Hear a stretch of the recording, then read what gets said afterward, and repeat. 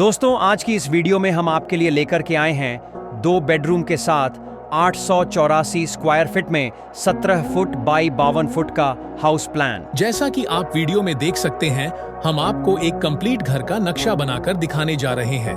वीडियो में लास्ट तक बने रहिएगा। वीडियो पसंद आए तो वीडियो को लाइक और शेयर जरूर करें।